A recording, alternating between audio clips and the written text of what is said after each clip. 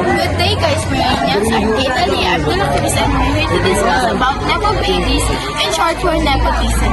It's a person who gains opportunities and advantages. The term Nepo baby, described from the word nepotism, is used to describe individuals who benefits from family connections in gaining opportunities, particularly in industries such as entertainment, politics, sports, and businesses.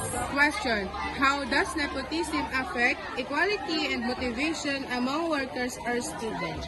I think nepotism affects motivation between or to students or workers by them having a advantage, because when we say nepotism or so-called nepo babies, they are family members of a famous person. So that is what nepotism really means.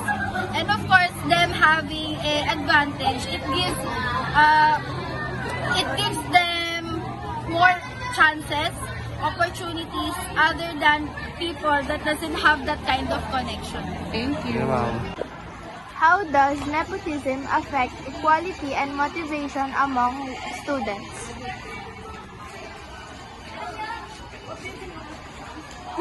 Nepotism, as it defined, it is a favor given to a certain individual just because maybe he's a relative or she's a relative of a higher authority. Right? Right?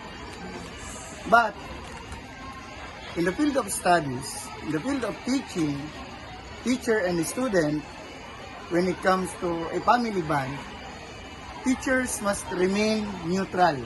Teachers must remain fair in giving grades, whether it is a member of a family or member among their group or clan.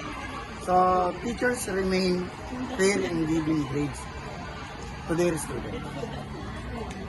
Nepo babies refers to a person who benefits from family connections and also has an outgoing, confident, and sociable personality. Again, I'm Kate Ali, I'm De La Cruz, and thank you for your patience and time.